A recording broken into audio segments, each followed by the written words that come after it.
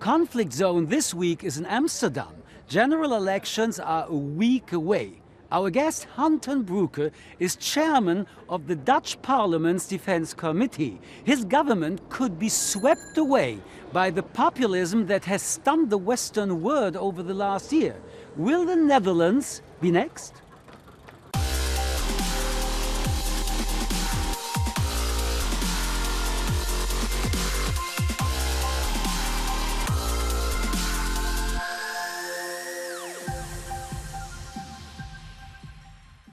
Broeke, welcome to Conflict Zone. Let me quote a recent poll. 61% of respondents see Dutch politicians as elitist, unreliable and dishonest. I think this is a phenomenon that we see throughout the Western world, in many of the Western democracies, including France or Great Britain or the United States. We're now in the Netherlands and in Germany, 61% wouldn't be the result of a poll. This is really tremendous. More than the half of your population is saying that. Yeah. Well, we have so many polls that go around. I mean, this is a very good one, believe me. Yes, I'm not going to diminish it in any way. I think confidence and trust in modern day Western societies is really at a very low point. And we can also see why, because there's so many threats, so many external threats, internal threats, they seem to collide. People are worried that they can still lead the comfortable lives that we've... But there's a difference between to be worried and not to trust anymore a government, yes, or even to say that politicians are elitist. I mean, these 61% are also referring to your party, to your prime minister, absolutely, to you personally. Yeah. Well, to me personally, I haven't seen that. But if that is the case, then I would love to see your figures. But I can understand. Let me say this. We have a situation in Western democracy, including the Dutch democracy, where compromise is not being seen as an honorable thing any longer. We have democracies that are fragmented, like the Dutch democracy. Currently in Dutch parliament, we see about 15 parties.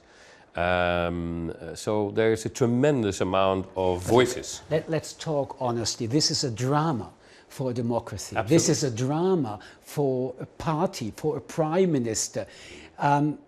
It is a little bit too easy to say this is a problem of the Western democracies. Michel, this is perhaps a problem of this country and of the leadership of this country. I'm not trying to run away from this statistic or your analysis. I think it is probably there is a lot that can be said about that. But you also need to understand and see that, for example, the turnout in our elections still goes up until 80%. Now, can the American democracy, can they still say they have a turnout of 80%? So despite of the trust issues, despite of the confidence, the lack of confidence, the deficit in confidence towards politicians, indeed, including myself, there is still this tremendous energy, vibrant discussion. That's a very good point, tremendous energy. Next week, your country goes to the polls, and the far-right leader, Geert Wilders, could win the most votes. Again, what is going on here in this country? He could. This is throughout a possibility, and that's why we are campaigning very hard, as you have probably noticed, also against his platform and his ideas, if there are any. But it strikes me that you just quoted a survey, but you're not quoting the surveys that are currently being done about where he stands in the polls, because he's actually going down in the polls a little bit. 1% more or less, you are really one next to the other. Here. Yeah. But the case is that still Geert Wilders has a very successful Absolutely. result, and he will have also a successful result in Michel, this elections. Michel, let me tell you something. Geert Wilders is running on an anti-immigrant, anti-Islamic platform that we see in other countries as well. This is a popular sentiment that goes very much to the heart of the anxieties of many people. And many of those people that I meet on a day-to-day basis while campaigning at this very moment, they feel that we haven't been listening to them. And I think to a large extent they are right. But Geert Wilders, and this is not very known or not very noticed, has lost the last 4 elections in a row. And Your Prime Minister Mark Rutte has promised not to join Wilders in a coalition. Indeed. Should we believe him? Absolutely. He said so. How can I believe somebody if we're going back a few years ago? Back in 2010, Mark Rutte only became Prime Minister because he reached a deal with Wilders. If it happened once, it could happen again. No, because the last time we reached a deal with Wilders, by the way, that was a deal where he was not inside of the government. And Wilders basically went from 0% in the polls to 12 to 15%. And you cannot rule out a party that has been growing with this extent. You worked with him. Absolutely. I work personally with these people. So, I mean, you know what? You know what? Yeah. This is the absolute perfect antidote to a populist party. The antidote to a populist party. So why don't you try it again? This is the best medicine. It means that in 2017 it will be again the best medicine. No, in this case it won't happen, and I will tell you why. It won't happen this time because this time around he has radicalized so much that his program, the platform that he's running on... You think so? He yes. radicalized this time. Okay, Absolutely. then let's go back to 2010. At that time he said, stop Islam, defend freedom. It was July 2010, and at that time you worked with him. Slogan. So he was radicalized a few years ago. He's still radicalized. So do I get you right that when a politician in Western open democracy says stop Islam, that he should be ruled out? I mean, let's just see what we did and what he did. He compromised, and by doing so, he lost 4 elections in a row. He went out. It became too hot in the kitchen for him, and he went out. You were working with a man who said Islam is a fascist religion, and you still worked with him at that time. I mean, a fascist religion. Well, do you believe he's right? But he wasn't in government, sir. He was not in government. We made a you wouldn't have the Prime Minister without his help. Of course he not. was supporting you. He wasn't in coalition, but without him, no Prime Minister. So my question is again, 7 years ago, you had a relationship with this guy. Why not this year? Who can trust you? Well, if you let me finish, then I can tell you why he radicalized. I mean, these were slogans, and we have a very large degree of freedom in terms of our freedom of speech. So politicians can say a lot here. Now, in this time around... Also in other countries.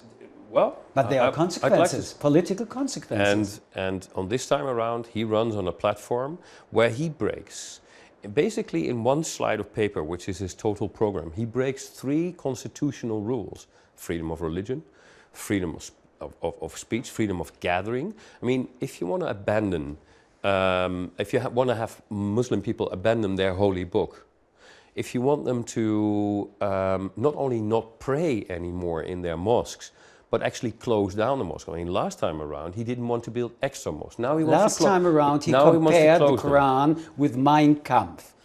It cannot get a more primitive and racist argument. And for 2 years, you didn't care. Power was always more important. No. It was Mein Kampf, Quran. No. I mean, what you're doing now is you're quoting some of his most extreme But you are also sayings. quoting his most extreme statements of today, which is interesting. It's similar. It's the Nothing platform, changed. It is the platform, Michel, that he's running on, which is entirely different. He runs on a platform where we close down mosques, forbidding a holy book. We have 1 million Muslim people in this country. Most of them are law-abiding citizens, like all of us. Let's talk about Mark Rutte 2017. Now your Prime Minister is using Wilders' rhetoric on immigrants, urging all citizens to integrate. He said, quote, he said all citizens, very good of you. Be normal or be gone. What means to be more normal?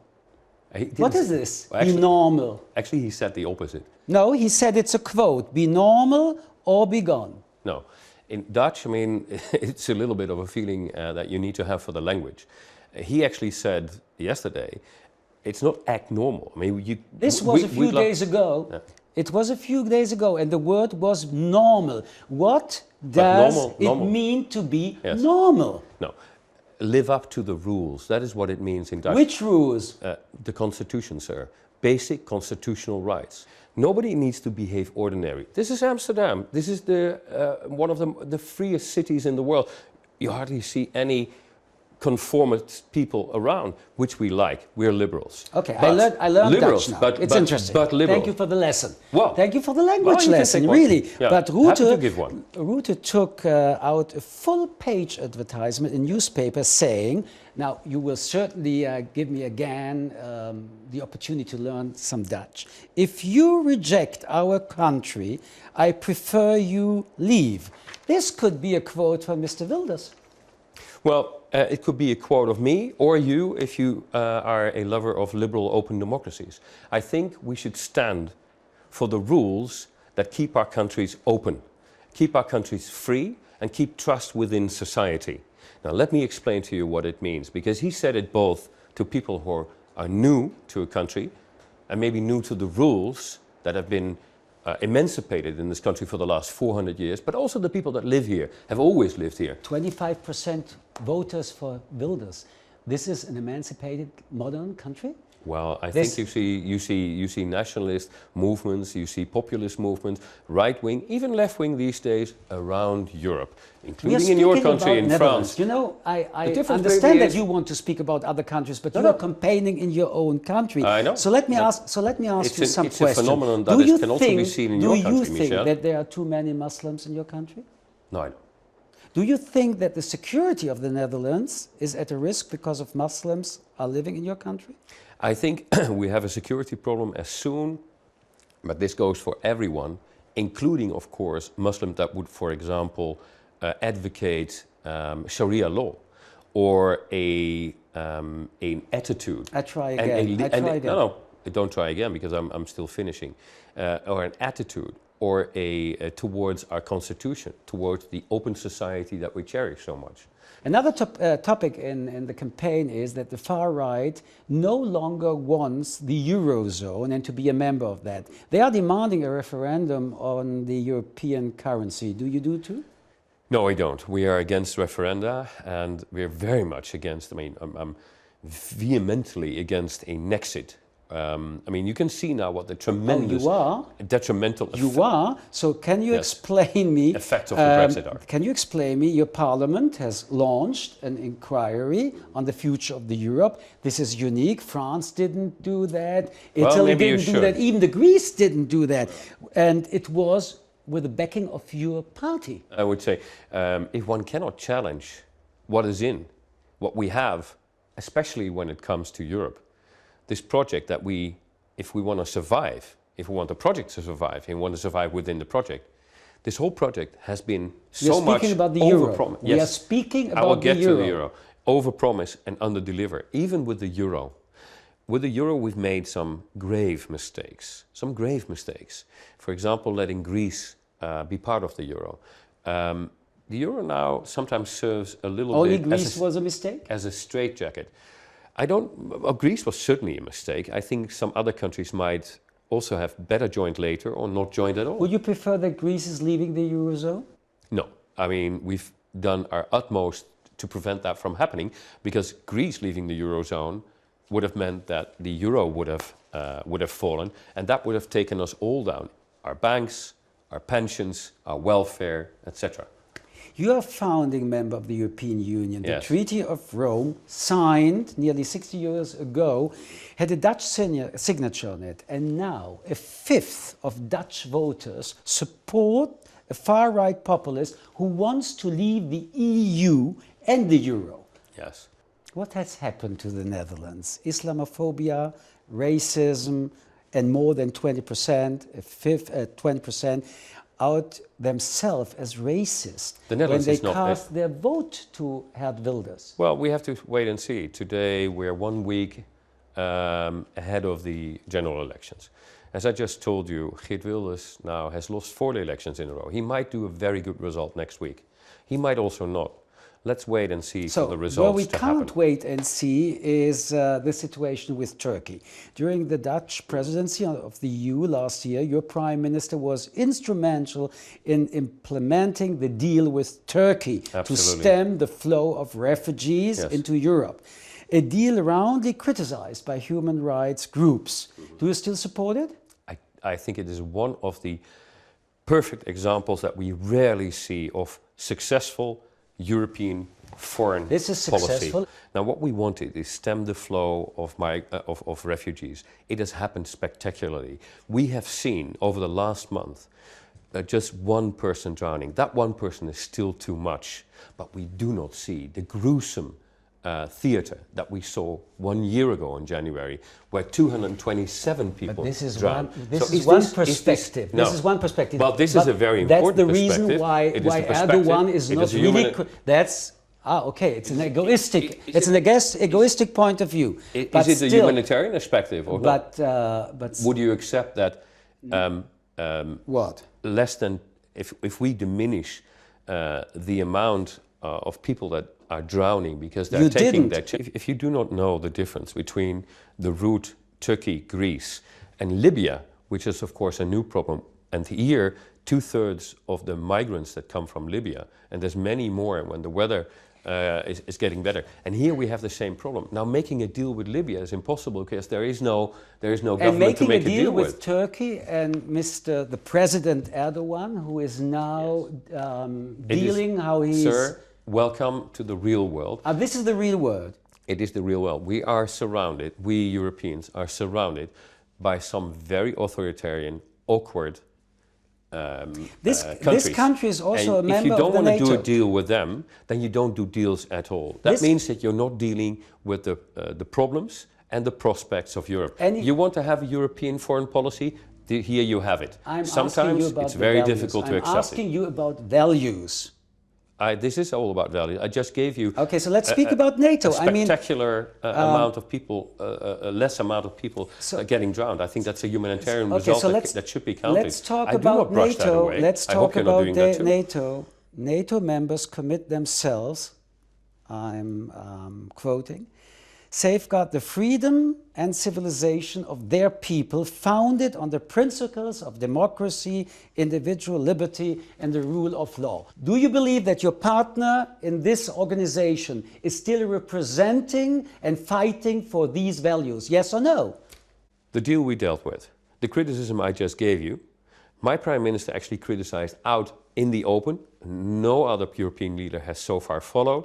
So give me one in Europe. And now on Turkish membership on NATO, have you any idea how many conflicts Turkey has on its external borders? Now, would you like to import these conflicts by turning away from Turkey? This is not a thing that we can trade off easily. I'm not only learning language, I'm learning something else. So Turkey can do whatever Turkey wants to do because they help Europe and the Netherlands with the refugee crisis, and they are fighting for Europe on the borders of Turkey.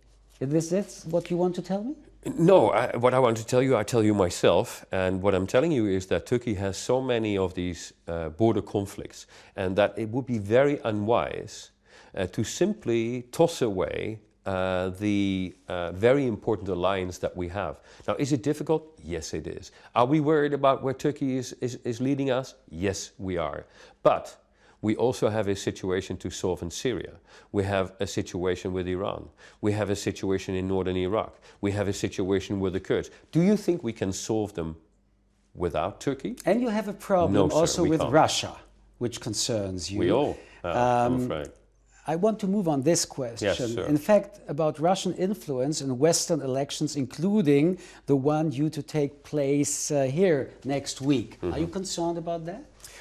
I'm not overly concerned, but one should be if one looks at the reports that came out from the hacking of the Democratic National Committee in the American elections that we saw in November. So what we have done here is now we have basically taken care that the elections that will take place next week in our country will be done by manual voting, which is of course but that doesn't mean that the manipulation can't happen before. Information which are not true, things were on the social media, Russia is interfering. Your own interior minister has warned of interference in the vote. He said he could not rule out state actors trying to influence political decisions. He means Moscow, he means the Kremlin. So I can't rule it out either, because I don't have the possibility to see what he sees. He is in the position to also look into the information that comes up through the security services and the intelligence services. I simply have to rely on what he tells me. So are we vigilant? Are we on the lookout? Yes, we are. But on Russia as such, I think also here we still need to have a nuanced position. Yes, Russia is in a position, and they have actually stated so, where they would like to see, to a certain degree, the European Union and NATO falling apart, or that the glue between the member states is getting less firm. At the same time, I think we need to have almost a trilateral approach towards Russia. We need to show that we are serious about our values. So if they do not live up to Minsk, if they keep on annexing countries like they did with Crimea, we need to sanction them. We need to put the power in the fist of economic sanctions in place. But we also need to flex our muscles, like we do currently with some of the military maneuvers in Poland and in the Baltic states. The Netherlands is participating in that. We're flying over the Baltic states in order to protect their borders, and we're doing exercises in Poland. But we also need to extend an open hand to Russia, because at the end of the day, Russia is not going to move. Russia, if you treat them as an enemy, then we will not get any further. So let's talk about a friend. You chair the Defense Committee on Parliament. You are also a member of the Dutch delegation to the NATO Parliamentary Assembly. Indeed. Donald Trump raised concerns about Washington's commitment to NATO. He called the alliance obsolete. Mm-hmm. Is NATO obsolete? It's obviously not obsolete, and Donald Trump, as far as the president is capable of staying on one position for one day, at least has a Minister of Defense, Mattis, who is very well known here in Europe, and who has stated and restated but he's that asking NATO is our only security guarantee. Okay, if it is like that, why don't you invest? Well, we have to invest more, and that's, thank God. Okay, yeah. Where are we now? The 2% was promised. Where are you now? Well, 1%? 1.2%? Where are you? We are 1.1, and we're going up to European... When? When are you going to the 2% which are promised? Well, if I'm not going to put a date on that, because in order to get to the 2%, we need to do such a humongous investment. So Donald Trump is right when he says Europe isn't paying its share. Why he has to pay? Why America has to pay? John F. Kennedy was already right when he said it, and at those days we were still having $2 billion. The others have to pay? You promised. I mean, this was a promise between the countries, and according to the Stockholm International Peace Research Institute, you have, that means the Netherlands, spent 2% in defense since '95. Mm-hmm. These are 2 decades, and still you are even not nearby to the 2%. Why not? I mean, you said this is a crucial institution for your defense policy. No, I didn't say that 2% is a crucial institution. No, I said NATO is. That's what I said. Yes. So. Well, let's go back to what was promised in Wales, because there the 2% was reconfirmed. The 2% is an ambition. It is a promise to go in that direction. To eternity? I don't know. There's not too many countries that I know of, apart from those who are already spending it, that have put a date on this. Now, let me give you Greece and the Netherlands. I think Greece is spending up way above the 2%. But what are they doing for NATO? The Dutch, however, and although we're spending not enough, and as far as I'm concerned, our spending should go up tremendously. Have you ever heard the expression bang for buck? Now, we might not be spending all the bucks that the Americans would like us to see, and I agree with them. But we do produce the banks, sir, because we're there. We were the 4th country that actually followed the United States in the war against ISIL over Iraq in order to free up the Yazidi population on the Mount of Sinjar. We're one of the first that answered the call in Afghanistan. We're still there. We are in Mali, the biggest fighting operation that the UN has ever seen. And we're doing so much more. Let me try to quote another sentence of the NATO report. Despite the best efforts of the Netherlands Armed Forces, the ability to conduct full-spectrum operations is now in doubt as the armed force are spread so thinly. I know that we cannot continue this. I mean, the army, although providing in many, we have about 15 operations around the world, but we need to do something very quickly in order to get them up to a level where they can sustain themselves. And this... They can't today. They can today, but they can't go on if we do not change something now. And that's why we put 1 billion there. Thank you very much for being in Conflict Zone. It was a pleasure to talk with you. It was a pleasure talking to you. It was a talk. Thank you very much. Thank you. Okay, see you next time. Yeah.